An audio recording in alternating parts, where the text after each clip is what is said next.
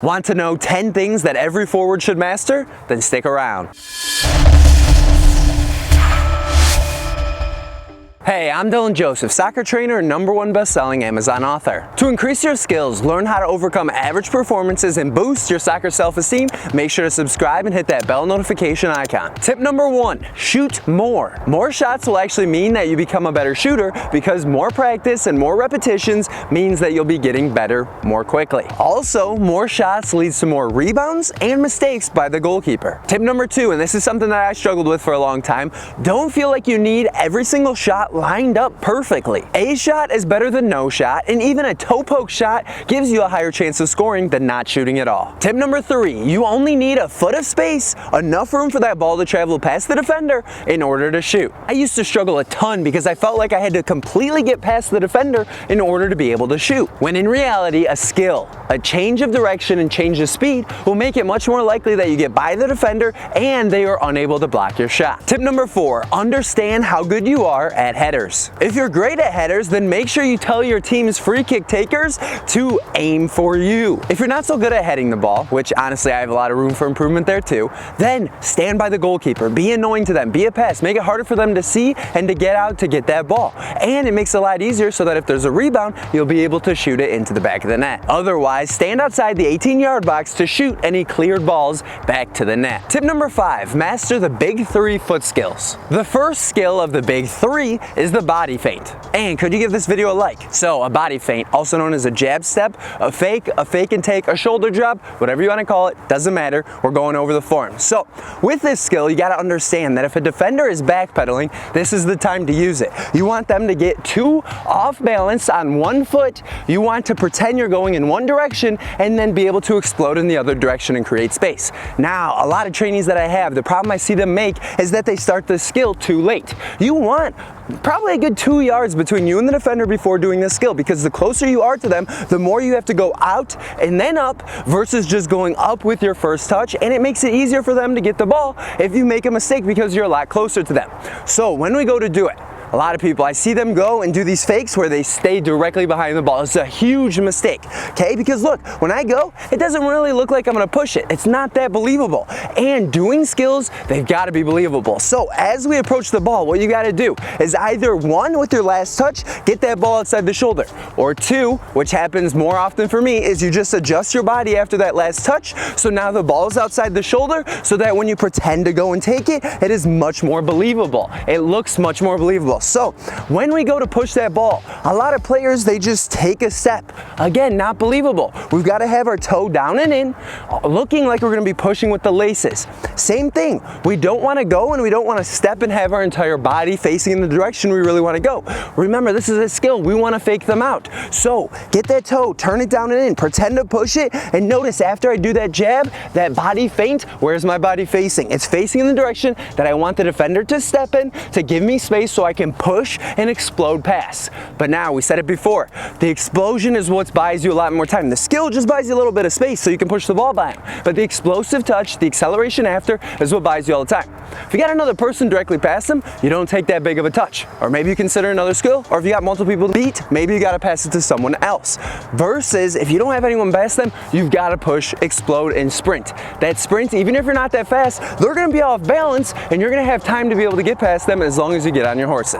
The second of the big 3 soccer skills is the self pass. And the self pass is when a defender is reaching in for the ball and you simply pass the ball out of the way and then take an attacking touch forward. Now, how to do this skill will be talked about in great detail in the next video, the top 10 tips for midfielders. The final big 3 foot skill is the shot fake. With a shot fake, it's so important that it looks like a shot. So a lot of soccer players I'll see, they'll put their arms up like this and they'll simply just go and they'll cut the ball. Your leg has to go up. Your leg is probably the most important thing. Then arms would be second, however they go up for when you shoot, and then head is third.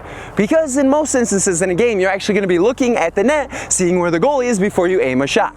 Now, sometimes you're under huge pressure and you're just trying to get a shot off. That's understandable and that's fine, but with the shot fake, it needs to look like a shot. So that means when I go to strike that ball, that means the arms come up, the leg comes up like I'm going to shoot, and then I'm doing that shot fake. Now, it's super important we understand probably the best 3 shot fakes that you can use. First one is a step on, step out. Now, I love this one. This is probably my favorite because when I do a step on the ball, so instead of striking, I step on it and then I step to the outside, it makes it so look, my body's still facing in the direction I want to go. If I'm doing a shot fake towards that net, I want to be able to do the shot fake, that defender bites, and now I can push, and now I take a shot with my other foot.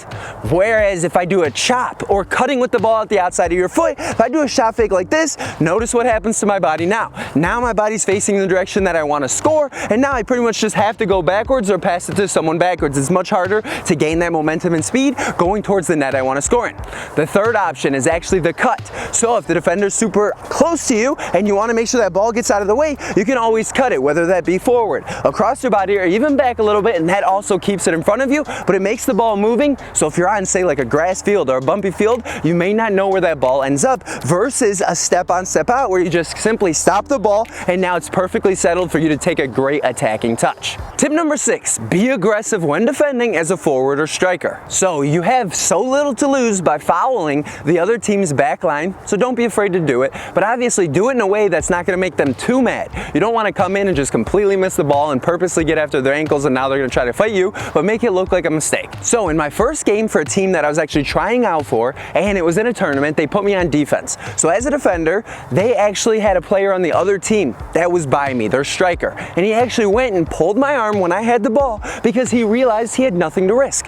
I was in my own box and he knew that if he didn't foul me or do something like that, there was no chance he was getting the ball. So he actually went and committed a foul, hoping that the referee wouldn't call. Guess what happened? Referee didn't see the foul, didn't make the call. He had an easy shot on target because he realized which portion of the field he was on. He was on the other teams in their 18-yard box in their third of the field, and he realized that a foul there meant he had nothing to lose. So why not give a little tug of me to try to get the ball, take possession for an easy shot. Worst case scenario, he gets called and we just get the ball, which I already had. Tip number 7, try to be your team's penalty kick taker. It can be a bit nerve-wracking, but it can also be extremely exciting if you view it as such, because it's a great way to pad your stats. And at the pro level, about 3 in 4 penalties are actually goals. So you make about 75% of the shots that you take as a professional soccer player from the PK line. So think about Messi and Ronaldo. They actually get 10 plus penalties per season, which makes it a lot more easy to understand how they're getting so many goals each season, because they're their team's penalty kick takers. Tip number 8, aim low on your shots. 61% of the goals in the English Premier League are scored either on the ground or only a foot off the ground. As you can see in the image, very few goals are scored upper 90.